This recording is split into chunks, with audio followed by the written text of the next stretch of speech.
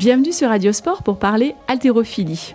Nous recevons Christine Le Cellier, athlète internationale master en développé couché, qui nous parlera de sa discipline, qu'elle partage avec son mari, Pascal, son coach, mais aussi président d'un club de musculation en région parisienne.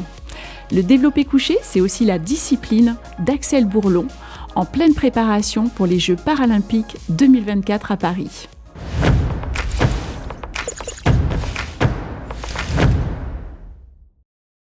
Bonjour Christine. Bonjour Magali. Alors Christine, ta discipline, est-ce que tu peux nous dire ce que tu fais ? Moi, c'est le développé couché qui fait partie, c'est un mouvement qui fait partie de la force athlétique. Voilà, et dans la force athlétique, il y a le squat, le développé couché et le soulevé de terre. Et moi, je me suis consacrée au développé couché parce que c'est une discipline à part entière. D'accord. Donc c'est de là, ça se pratique dans une salle de musculation. Tout à fait. Alors, bonjour Pascal. Bonjour Magali. Alors Pascal, toi tu es président. Alors moi je suis président d'un club de musculation, force athlétique, mais c'est aussi un club où on accueille évidemment plein de gens lambda qui viennent faire de l'entretien musculaire, du cardio et se retrouver dans une association. D'accord, Voilà. alors on va en parler davantage. Ouais. Alors, petite particularité aussi, c'est que vous avez quelque chose en commun, c'est que vous êtes un couple Voilà, dans la vie, mari et femme. Oui. Et le hasard a fait que je suis rentrée dans cette salle de musculation pour m'entretenir, pour guérir des petites blessures. Et je vous ai découvert et surtout j'ai vu Christine pratiquer assidûment, en effet, développer couché, s'entraîner. Donc Pascal, tu coaches Oui. Christine. Moi je m'occupe de mon épouse et à la salle, en dehors de la salle, mais à la salle évidemment. Je m'occupe de ses programmes d'entraînement, de sa motivation. Je suis toujours là derrière pour l'accompagner, pour la pousser, pour la booster. Voilà. Très bien. Donc ça se passe bien. C'est Très bien. En dehors de la salle, est-ce qu'il y a après des... Non, on en discute, c'est sûr, mais non, il n'y a jamais eu de problème. Je suis ce qu'il me dit, je fais. Alors c'est ce que j'ai vu. Et autre particularité, t'as un petit cahier. Je t'ai vu avec un petit cahier. Une fois que t'as fini ton exercice, tu notes Oui. quoi ? Je note tout ce que je fais. D'accord. Alors, pas pour lui, parce que lui, il s'en rappelle. La séance au lendemain, il s'en rappelle. Mais moi, je m'en rappelle pas forcément. Et puis, des fois, je feuillette et puis je viens 1 an, 2 ans avant. Je vois ce que je faisais par rapport à ce que je peux faire maintenant. Et donc, c'est un petit pense-bête. Alors, qui a commencé la salle de musculation ? C'est toi, Pascal ? Oui, c'est moi, oui. Ça fait combien de temps que tu es Ça président ? va faire une 40aine d'années que je pratique les salles de musculation. Et puis au fil du temps, la force athlétique est venue s'ancrer dans ces salles de musculation. La force athlétique en tant que telle, elle a pas 200 ans. Dans toutes les salles de musculation et haltérophilie, en tout cas les sports de force, ont vraiment connu leur essence en France au travers de l'haltérophilie. Et doucement, la force athlétique est venue se mettre un peu en place avec des mouvements de squat que tout le monde connaît, le développé couché et évidemment le deadlift, le soulevé de terre, qui aujourd'hui, comme l'expliquait Christine, ces 3 mouvements sont devenus une discipline à part entière qui aujourd'hui est un phénomène de mode et a pris une ampleur incroyable. D'accord. Alors c'est toi qui as poussé Christine à venir dans cette salle ? Alors c'est pas tout à fait moi qui l'ai poussée à venir dans cette salle. Christine, elle vous l'expliquera, mais elle a arrêté de fumer, elle se sentait le besoin de faire quelque chose pour pallier à ce manque qui était la cigarette à l'époque. D'accord.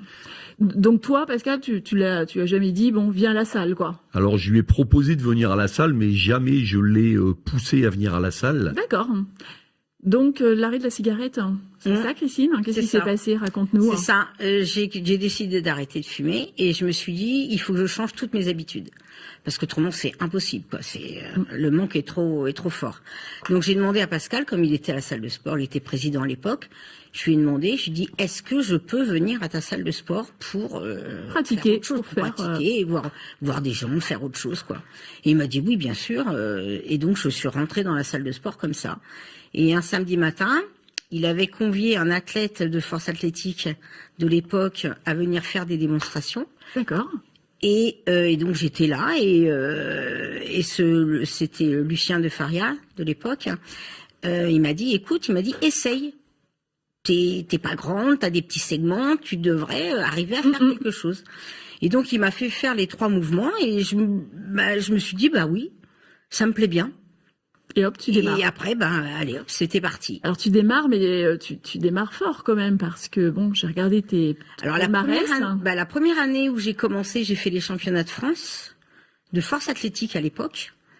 Et j'ai été championne de France. Voilà, pour démarrer, c'est pas mal. Voilà. Mais c'est que le début. C'est que le début. Et après, j'ai arrêté la force athlétique, j'ai arrêté les 3 mouvements. D'accord. Parce que j'ai eu un problème de genou. Et les genoux, ils ont dit arrête. Il faut stopper, il faut réduire. Faut stopper. Donc je me suis consacrée au développé couché. Au développé couché. Alors parle-nous un peu de cette épreuve, parce que bon, en effet, tu fais des championnats. Oui. On a parlé de championnat de France, mais tu es allé bien plus loin. Oui. Championnat d'Europe, championnat du monde, championnat d'Europe. Ouais. Et donc de nombreux titres. Voilà. Le plus important de tes titres, quel est celui qui t'a le plus marqué en fait? Alors, celui qui m'a le plus marqué, c'est pas forcément le titre de championne du monde. Alors dis-nous, c'est lequel? Celui qui m'a le plus marqué, c'était à Tokyo. D'accord. Le championnat du monde à Tokyo. Et donc j'avais une concurrente, c'était une japonaise. Et celui-là, il m'a vraiment marqué parce que j'avais une double motivation, déjà de faire une perf, et ensuite j'ai été subventionnée par mon travail. D'accord. Ouais. Donc ils m'ont subventionné, ils m'ont payé tout l'hôtel. Et pour quelle raison en fait? J'avais un chef qui était sportif aussi. Ah d'accord. Et ils ont dit c'est peut-être une façon dans le marketing de faire voir le sport, aussi, de promouvoir du sport. Faites du sport. Voilà. Donc t'es aidé par ta société. Voilà, c'est ça. Donc j'avais une double motivation. Il fallait pas que je revienne en faisant rien, quoi. J'ai dit non, c'est pas possible. Et je suis allée voir un hypnothérapeute. D'accord. Pour m'aider justement mentalement à me mettre dans la tête d'être comme une lionne, quoi, d'arriver sur les plateaux, d'être comme une lionne. Et donc c'est ce championnat qui m'a le plus marqué. Et j'ai seulement été vice-championne à 500 grammes près. Mais c'est tout ce que tu as fait en fait, c'est-à-dire que tu as l'impression de t'être révélée finalement. Tout à fait. En prenant carrément un coach pour travailler ton mental. Tout à fait, tout à fait. Parce qu'évidemment, ça suffit pas, en effet, de s'entraîner. Si je peux intervenir, Magali, ce que Christine, elle omet de dire, c'est que physiquement, elle a des prédispositions hors normes, je me permets de le dire. Par contre, dans la tête, c'est quelqu'un qui a un très gros cœur tendre et elle n'arrive pas à se transcender le jour de l'événement. En réalité, les perfs et tous les titres qu'a obtenu Christine, elle les obtient avec son physique, mais si en plus elle avait eu le mental, la hargne d'une vraie championne, mais aujourd'hui elle serait indétrônable. Même encore aujourd'hui, elle pourrait facilement rivaliser avec des Open d'aujourd'hui. Christine, je le rappelle, enfin en tout cas on l'a pas dit, mais c'est quelqu'un qui a 60 ans. Donc on n'est plus dans la catégorie des jeunes dynamiques aux dents longues, et pour autant elle a des très grosses perfs aujourd'hui pour son âge et son poids de corps, mais c'est quelqu'un qui intérieurement n'arrive pas à se transcender le jour J.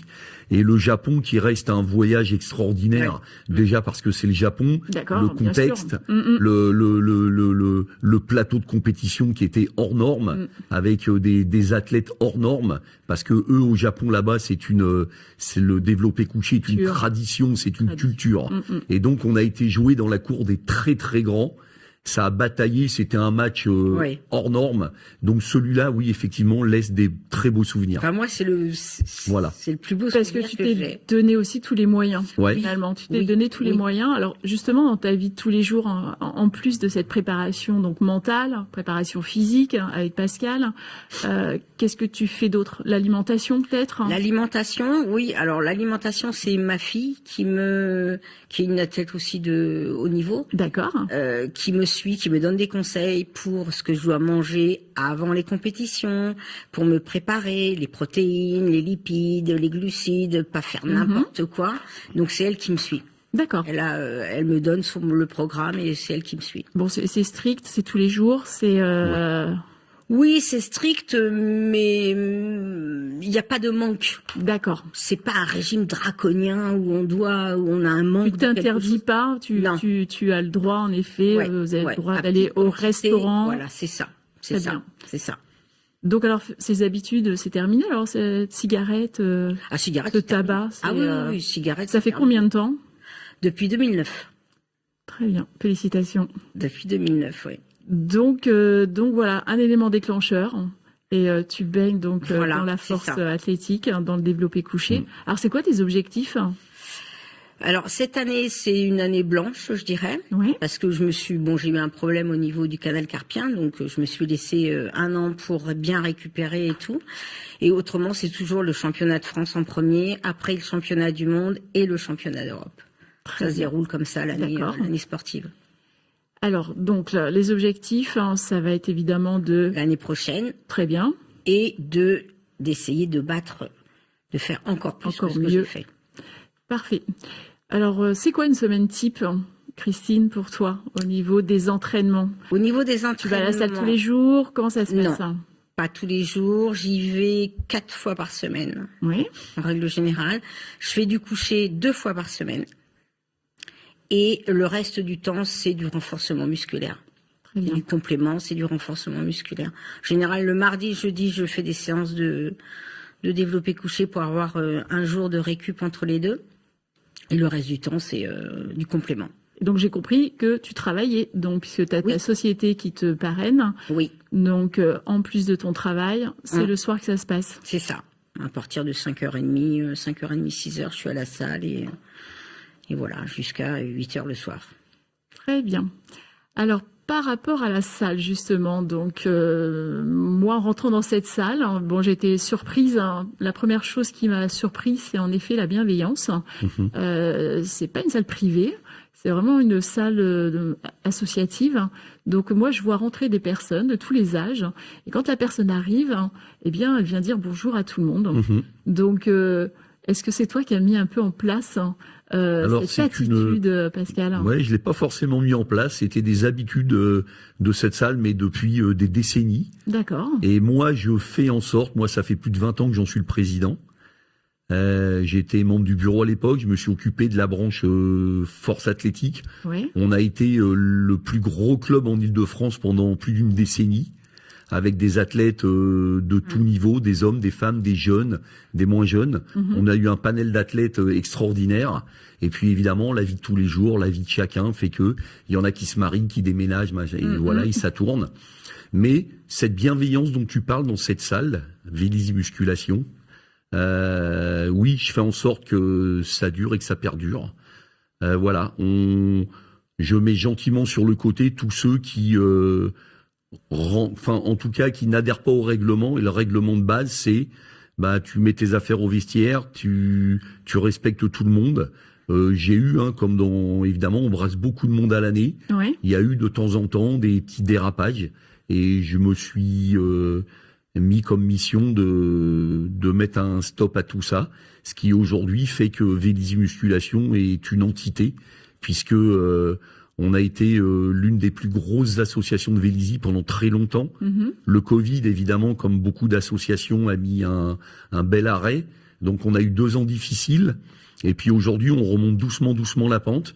Et voilà, je peux même mettre à l'honneur que pour une salle municipale, on recommence à avoir beaucoup de féminines.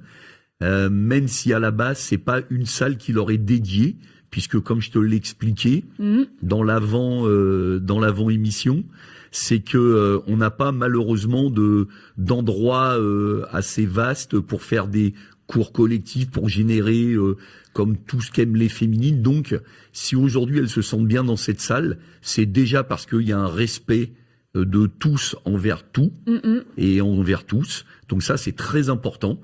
Parce qu'une féminine qui arrive dans un milieu comme ça, masculin, de salle de muscu, Bien sûr. si elle se sent pas bien, tu vas plus la revoir. Mm. Donc si aujourd'hui les femmes reviennent, les jeunes filles, les mamans, voilà, on a tout type de personnages et de gens qui viennent, c'est qu'ils s'y retrouvent. Et ils s'y retrouvent pourquoi? Parce qu'on fait en sorte que voilà, il y a ce petit côté familial. Oui, c'est ça. J'ai vu tous les âges. J'ai vu des mères-filles, Bien sûr. j'ai vu des jeunes filles, des femmes plus expérimentées. Mhm. Donc c'est elles viennent. Et alors comment elles sont prises en charge la première fois? Parce que c'est vrai que tu rentres dans cette salle. Ouais, alors Comment tu ça rentres se dans passe, cette salle jusqu'à aujourd'hui, on a toujours eu un prof ou une prof qui était là. D'accord. Voilà, là on est en manque de profs et notre prof est parti sur d'autres projets. Donc Vous on êtes est à la recherche? voilà, on recrute. J'ai recruté quelqu'un. On a la chance d'avoir 2 fois par semaine une salle d'escrime qui est juste à côté de notre salle, qui me permet de récupérer un espace où j'ai dédié des cours collectifs. Voilà, il y a 1 heure de cours collectifs le mardi, 1 heure le vendredi. J'ai une prof qui vient me faire ces 2 cours-là collectifs. Et puis, on va se mettre en quête de trouver quelqu'un. Ça, c'est pas encore fait, mais ça va se faire. Et pendant cette absence, c'est moi et quelques autres qui pallions quand il y a de la demande. Mais moi, j'attends pas qu'il y ait de la demande. Je vais au-devant des gens parce que j'ai mon expérience de terrain, de salle, de recul sur les choses et les gens font que je sais que quand tu arrives dans une salle, avant de connaître beaucoup de monde, tu es plus ou moins timide. Et que si on vient pas vers toi, il y en a qui vont pas oser venir vers moi. Donc je me suis aussi donné ce rôle-là parce que j'ai envie que la salle tourne et que tout le monde s'y sente bien. D'accord. Donc Christine, toi de ton côté, donc tu vas dans cette salle. Est-ce que tu apportes des fois des conseils aussi, parce que justement, comme il y a pas mal de femmes, Oui. est-ce que tu Ouais, es amené ça à donner des conseils, que ce Ça soit m'arrive, auprès des hommes ou auprès des femmes? Alors, Il y en a auprès qui des te hommes, sollicitent. Comment ça se passe? Oui, mais c'est un petit peu plus difficile. Plus auprès des difficile. hommes. Oui, parce que venant d'une femme, ils se disent bon. J'ai rien à apprendre, Oui, en c'est fait. pas Il y a rien lui qui va à donner des m'apprendre. conseils, quoi. D'accord, il y a encore un petit peu de, voilà. Ça... Ouais, encore, c'est pas. Mais autrement, oui, ça m'arrive, oui, bien sûr. Donc, t'apportes tes Ouais, conseils bien et sûr. tout. C'est ce que j'avais remarqué, en effet. Tu montres, en effet, certains ateliers, les mauvais Je corrige gestes. aussi des fois quand je vois des mouvements qui sont pas très bien faits. Ouais, c'est un peu ça, quoi. Le Oui. truc aussi, c'est que la personne se retrouve sur son exercice. Et donc, vous n'hésitez pas à faire des, Oui, des parce que le but, c'est rectifications. quand même d'éviter la se blessure. préserver et puis voilà, c'est autant faire les mouvements comme il faut et puis préserver sa santé, quoi. D'accord. Alors, il y a tous les âges. Je parlais, en effet, je pense qu'il n'y a pas de limite. Non. Puisque je pense que Christine, c'est que le début encore. Même s'il y a combien de championnats, Christine, tu as participé à combien de championnats du monde? Du monde. Wow. D'accord. Je peux même pas les compter. Je sais pas, 5, 6, 7 peut-être. Du monde? Ouais, Non, championnat du monde. En BP et en RAW? Ouais, bah en tout peut-être 5 ou 6 championnats, je sais pas plus. trop. Ah non. Peut-être plus. Apparemment, beaucoup plus. Ouais, Oui. ça fait un moment qu'on est sur les plateaux internationaux, donc c'est vrai qu'on n'a pas trop fait le calcul, mais le c'est qu'il y en a calcul de justement tout ça, ouais. Ouais. plus Ouais. que vous pensez finalement. Donc déjà pas mal de championnats du monde, de championnats d'Europe, et Ouais, encore plus les d'Europe championnats. aussi. Ouais, Championnat de France, je crois que j'en ai fait 14. ouais, Championnat de France. Donc en Avec effet, c'est par catégorie. ouais. Oui, par catégorie d'âge. Rappelle-moi, ça marche comment les catégories? Donc catégorie d'âge Oui. et catégorie de poids. Aussi. Et c'est pour ça que on a tendance, on fait attention à son poids parce qu'on veut pas passer. Oui, on a parlé de l'alimentation tout à faut l'heure. Pas changer de catégorie non plus, quoi. Parce que t'as pas envie en effet de changer de Mais non. catégorie et concourir toujours dans la même catégorie. C'est ça, oui. D'accord. Donc pas de limite. On est d'accord. C'est quoi la dernière catégorie? La dernière Toi, catégorie, t'as c'est vu les championnat du Master monde, quel âge? 4, Quelle catégorie? 80, Ah bah nous, on a eu sur des 82, championnats, t'as je des gens à 82, 83 ans. Oui, 82, oui, M4, ce qu'on appelle les M4, Master 4. D'accord. Homme, Voilà. femme. Hommes-femmes, bien Homme-femme, sûr. ouais. Très bien. Parce que M4, ça commence à 70 ans et après, c'est. Après, il n'y a plus de Il limite. n'y a plus de limite, quoi. Et au niveau des jeunes, on démarre à quel âge? Alors, on démarre aujourd'hui en sub-junior. Soit dans la salle, et Ouais. puis au niveau des Bien compétitions. sûr. Tu as des Comment- compétitions nationales, internationales, de sub-junior. Donc on peut venir dans ta salle Exactement. à partir de quel âge? Alors moi, à partir de 14 ans, tu peux venir dans la salle. D'accord. Alors moi, ce que je fais, c'est que tous les jeunes qui veulent venir dans ma salle, je demande avant qu'ils viennent avec les parents. Je vois les parents, Je dis aux jeunes que dans cette salle-là, il va être confronté à des gens de tout âge, qui va pas forcément s'y retrouver avec ses copains. Donc l'ambiance va être différente par rapport à ce qu'il connaît au collège ou au lycée. Que c'est les parents qui payent son adhésion. Donc il suffit pas de dire je veux faire de la salle et puis y venir. Donc moi, généralement, je leur propose, donc je leur donne les règles de la salle, les limites qu'il ne faut surtout pas dépasser dans la salle. Venir avec des copains, faire sitting, s'asseoir par terre, se croire un peu dans une cour de récréation, c'est pas fait pour ça. Et je les invite à venir faire 2-3 séances sans prendre d'adhésion. Et si au bout de 2-3 séances, le jeune se sent bien, il dit mais moi dans cette salle-là, je m'y sentirais bien, il n'y a aucun problème. J'invite les parents à procéder à l'inscription. Donc en fait, il y a beaucoup en effet tu responsabilises quoi, finalement. Bien sûr. Et je crois que ça va même un peu au-delà quoi. Tu fédères beaucoup plus que ça parce que c'est pas uniquement respecter des règles, un peu comme il peut y avoir dans une entreprise, dans la vie de tous les jours. Ça va même au-delà. Je crois qu'ils sont bénévoles pour certaines activités. Moi, j'ai instauré à la salle. Alors déjà, tous ceux qui font de la compétition à Vélizy, d'accord, le club prend en charge ou des déplacements, ou des équipements, ou des licences à une époque et tout. Par contre, pour moi, il y a un échange qui me paraît naturel. Ça veut dire qu'il faut participer à la vie de l'association. On est une association, donc 2 fois par an, je fais le journée ménage. Donc on déplace les machines, on lave le sol, on dépoussière les machines, on nettoie tout.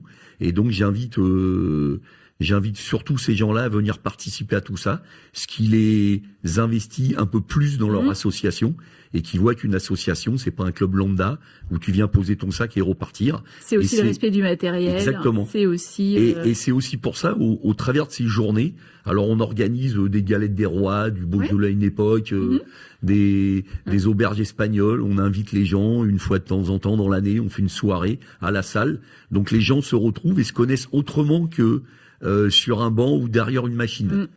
Quand tu es sur une machine, tu es dans ton petit monde, généralement. Aujourd'hui, la grosse tendance, c'est d'avoir ton casque sur les oreilles. Et là, sur ces journées-là, que ce soit ménage, galette, les gens se parlent, ils se côtoient, ils sont habillés en civil et puis en tenue de sport. Et déjà, on passe dans un autre univers. Mais c'est peut-être ce qui fait que une association comme la nôtre tient bien dans la durée finalement. Exactement. Parce que c'est pas que la pratique exactement. de l'activité, ça va bien au-delà quoi. C'est presque une famille, une deuxième famille, des amis qu'on veut revoir, etc. Après, j'aurais tendance à dire, je suis vraiment pas là pour parler de moi, mais je pense avoir un certain charisme. J'hésite surtout pas à aller au-devant des gens.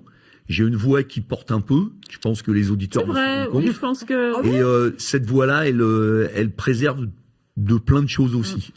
Tu vois, quelque part. Eh bien, parce que à partir du moment où tu tiens la barque et que tu la tiens bien, finalement, toute l'équipe qui est dans la barque, elle va filer dans le même sens et puis c'est ce qui va faire. Et je pense aussi que les gens savent qu'il peut y avoir une forme d'autorité, je dis bien une forme d'autorité d'un côté, mais un cœur gros comme ça de l'autre. Ils le savent aussi.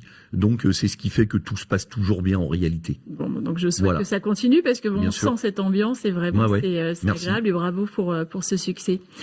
Christine, pour conclure et te dire bravo pour tes exploits, qu'est-ce qu'on peut te souhaiter puisque tu as parlé en effet de petites blessures que tu es en train de régler, je dirais, mais qu'est-ce qu'on peut te souhaiter pour cette année?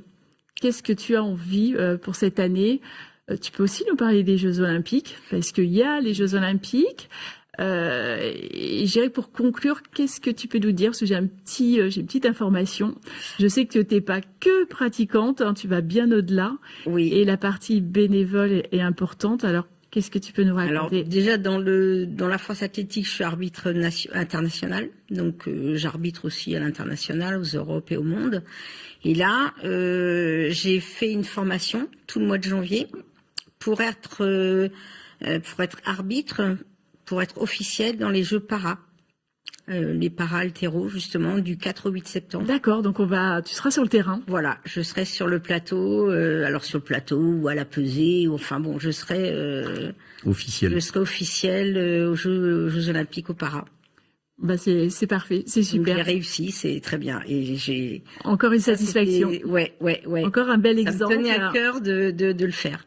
Très bien. Eh bien, bravo. Merci beaucoup, Christine. Merci. Pascal, merci aussi pour ton intervention.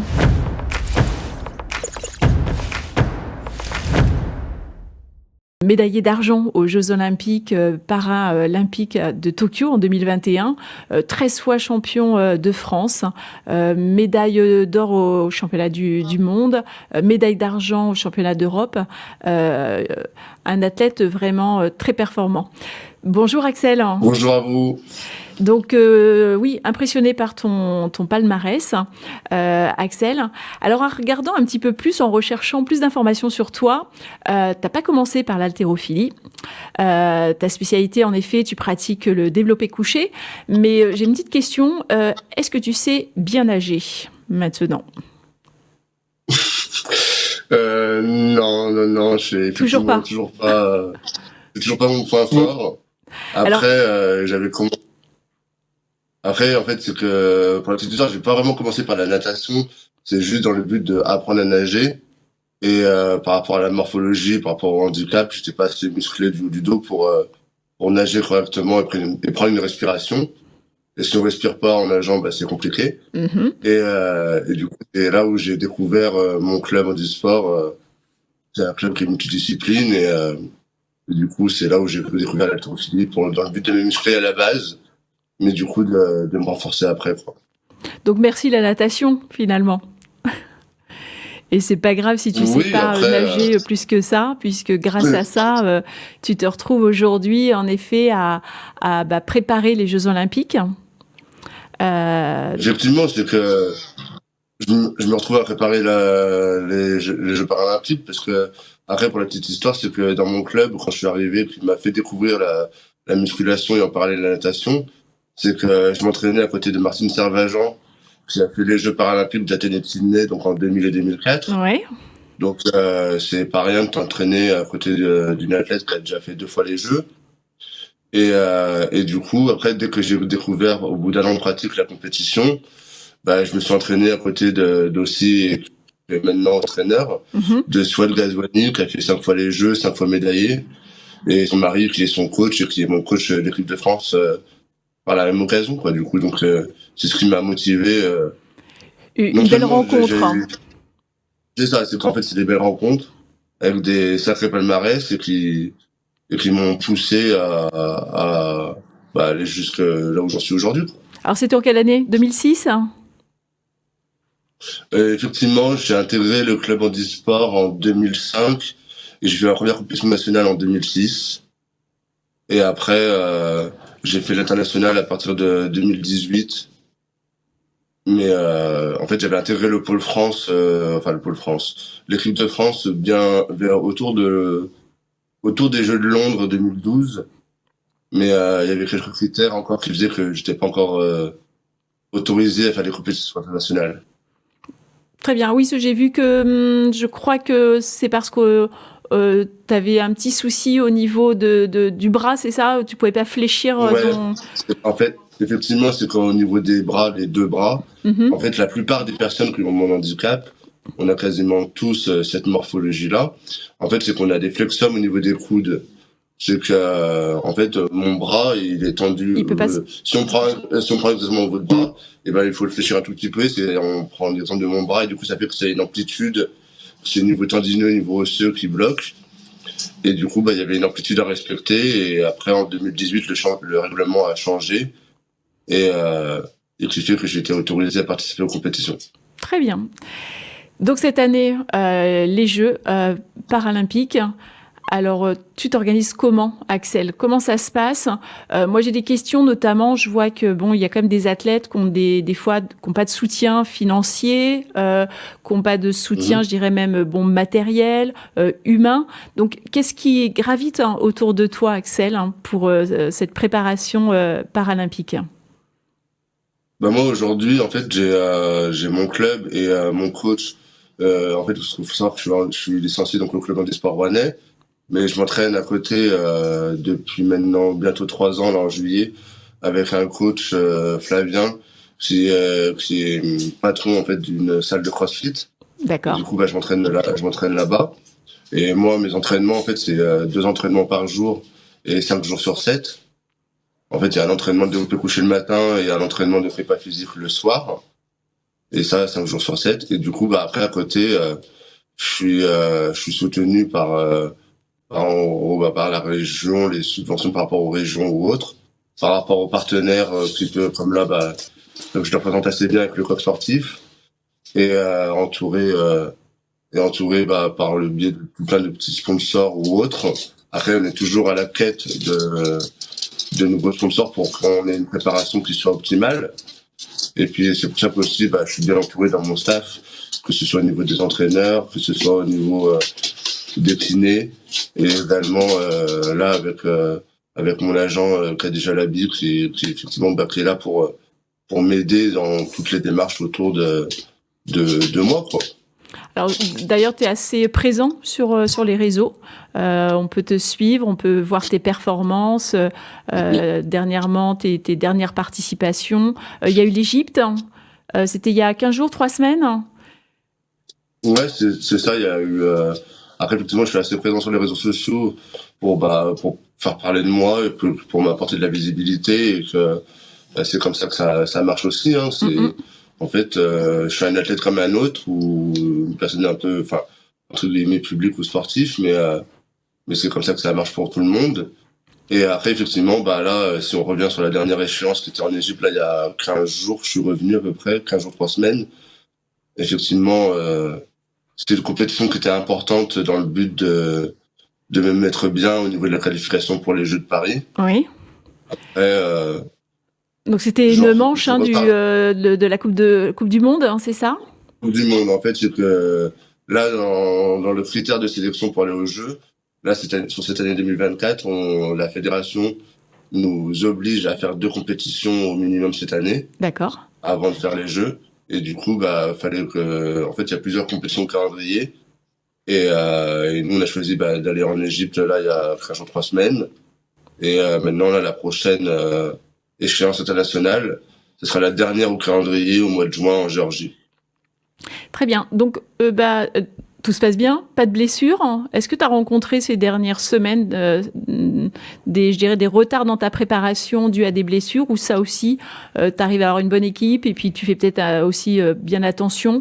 Est-ce que tu es confronté à la blessure? Après, tout athlète, on est confronté à la blessure à tout moment, mais après, on n'est pas à l'abri de rien. Après, comme je disais tout à l'heure, quand je suis bien entouré dans mon staff et tout, c'est que je suis suivi par un kiné sur lequel je vais 2 fois par semaine aussi. Et comme ça, sur le moindre pépin physique ou la moindre petite alerte, et comme ça, on peut la prendre en charge tout de suite. Et puis après, je touche du bois. Il m'est rien arrivé depuis très longtemps, ou même s'il y a une blessure qui m'avait écarté pendant 2 mois, mais c'était le grand maximum, mais ça remonte avant Tokyo.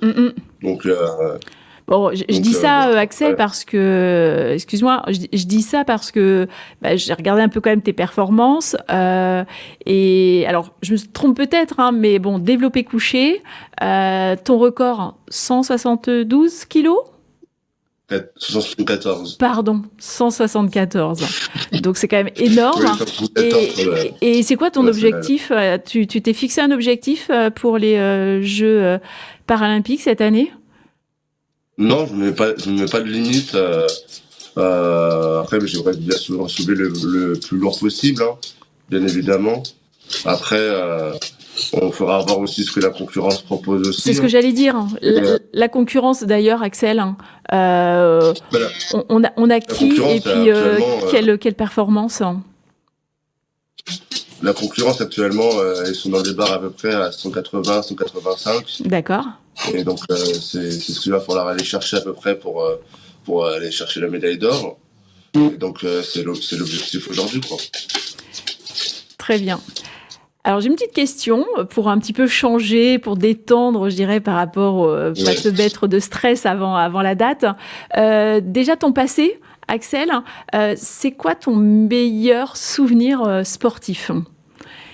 C'est quoi et pourquoi surtout? Pourquoi c'est ton meilleur souvenir sportif? Est-ce que tu en as un petit peu qui te marque ou t'en parles souvent? Mon meilleur moment sportif aujourd'hui, c'est les Jeux de Tokyo.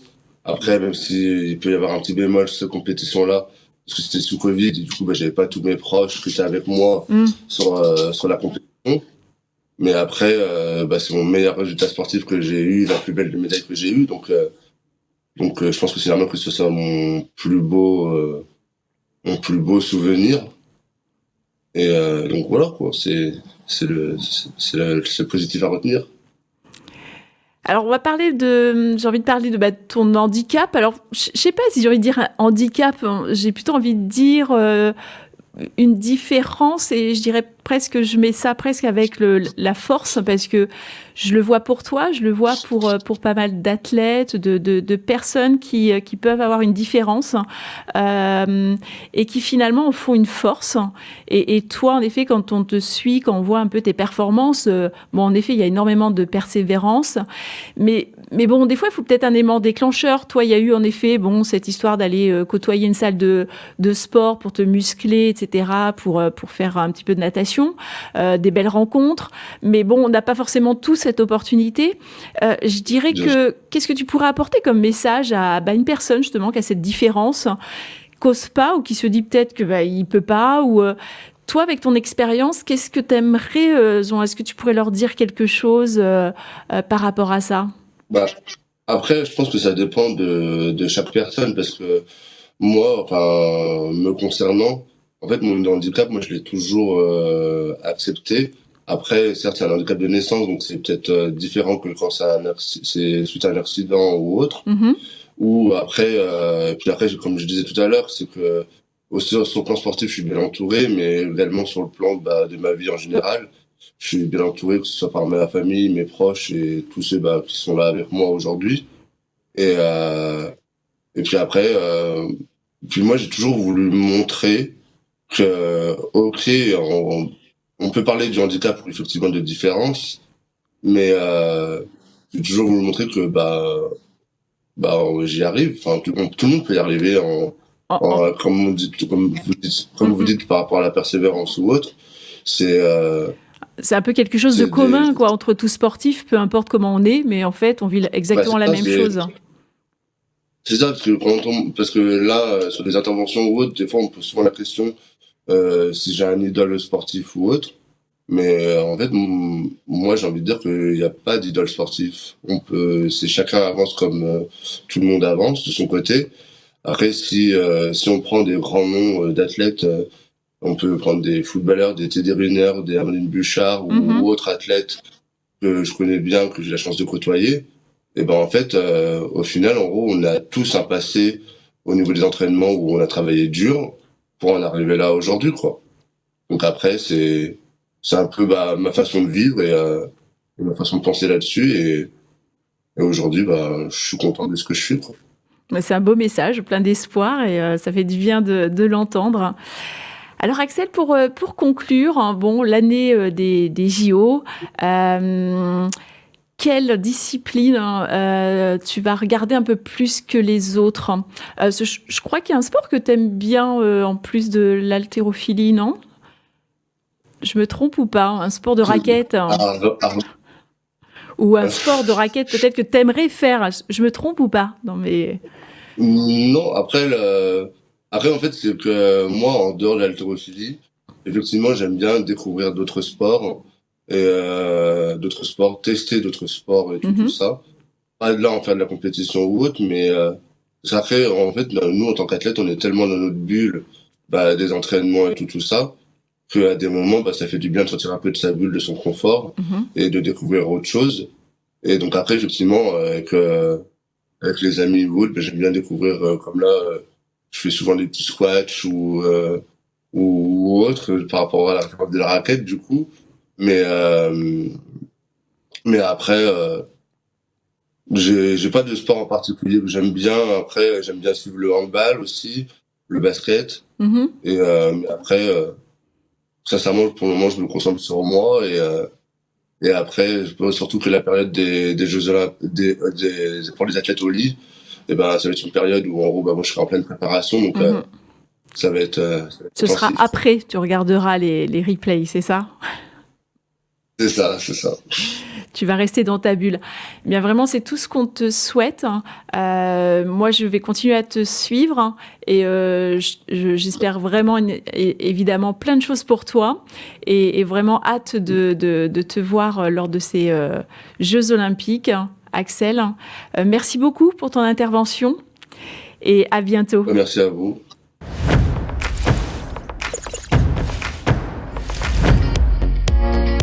On peut pratiquer la musculation pour récupérer d'une blessure ou bien pour se mettre en forme ou faire de la compétition.